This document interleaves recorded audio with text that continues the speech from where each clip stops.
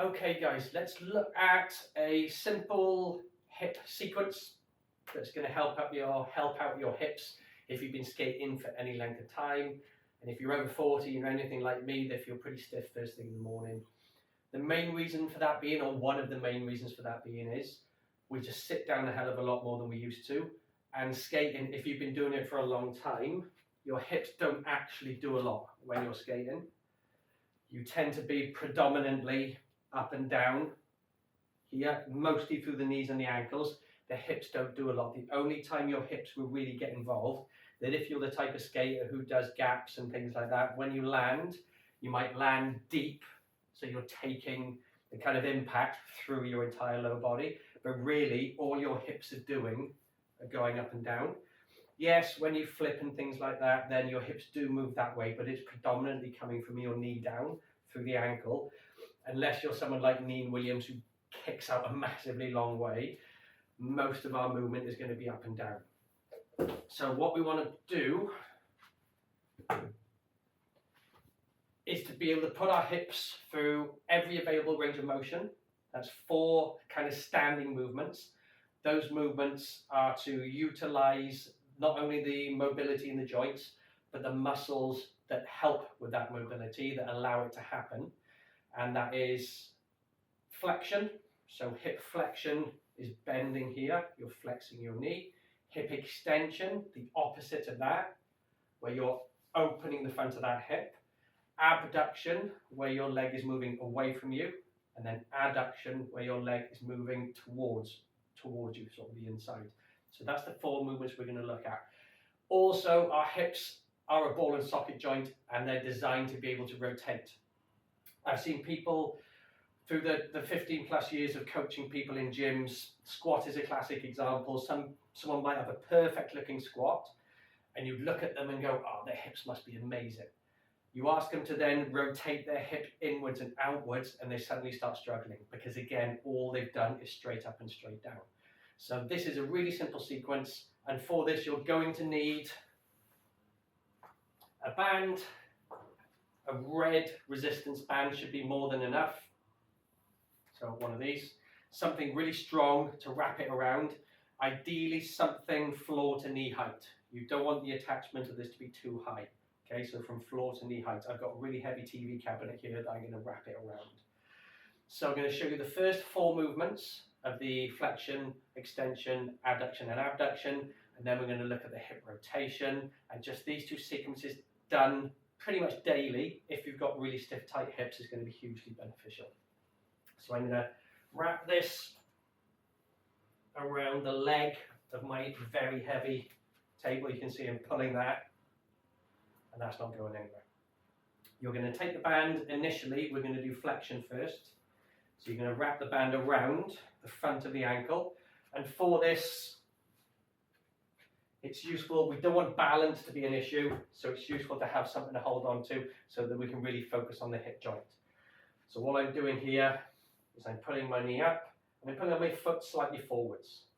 Okay, so I'm not just pulling my leg up and down that way, I'm trying to actually pull my foot up and my knee up to just above hip level. Okay, and I'm going to do 20 of those. Try not to let the upper body do the work. We ideally wanted this come directly through the hips. Okay, and after 20 of those, you're probably going to get a bit of a burning sensation in the front of your hip. Absolutely fine. Onto the opposing movement then, the hip extension. For this one, just be a bit cautious that when that leg goes back, that you don't just arch the back to get more extension. So think about almost stacking yourself over the top of your hip. Again, use your board or whatever for balance. My leg is pretty straight, and what I'm trying to do is squeeze my glute as I push my leg back. Notice my shoulders don't follow my leg, so I'm not arching. I'm contracting there, and you're probably going to feel a bit in the hamstring as well. But the same thing, 20 times with a little squeeze at the top. So squeeze, relax, squeeze, relax, 20 times. Okay, and then we're going to move on to the abduction, our leg moving away from us. It's fairly important for all this for your legs to be pretty straight, because what you can do is pull that back and pull that leg up, and then that's not really coming from the hip, that's all coming from the hamstring. So the abduction, my leg is going to go out that way. Try and keep the foot pointing straight ahead or even slightly turned in. Don't let it turn outwards, and don't let your body follow your foot.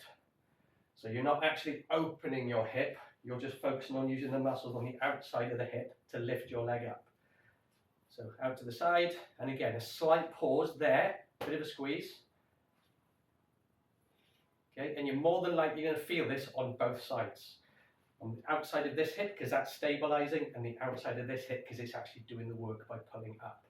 So again, 20 reps, pretty controlled. We're not banging them out like that. Also, if you watch my body, I'm not tilting over. 20 reps. And then the other direction, I'll have to turn around for this one.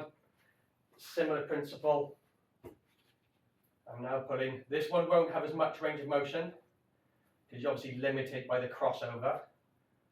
But again, we're going for a half-second pause at the top of each rep.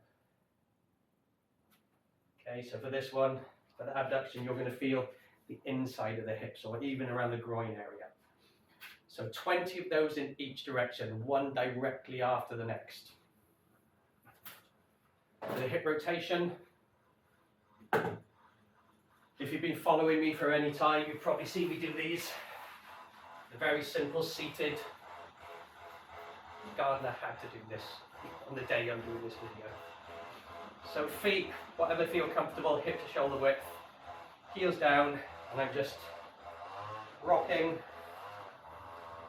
from side to side. I'm using my hands because I have got pretty stiff, tight hips. And again, 20 reps. If you can do this without hands, brilliant. I can do it one way, okay. Other way, a little bit more balance. So I might do 10 reps, hands on the floor, and then 10 reps, hands off the floor. But you don't want these to feel too difficult. We're going to do multiple rounds of this. So you might do the full first round, hands on the floor, just to start opening the joint and to start have that feel really smooth.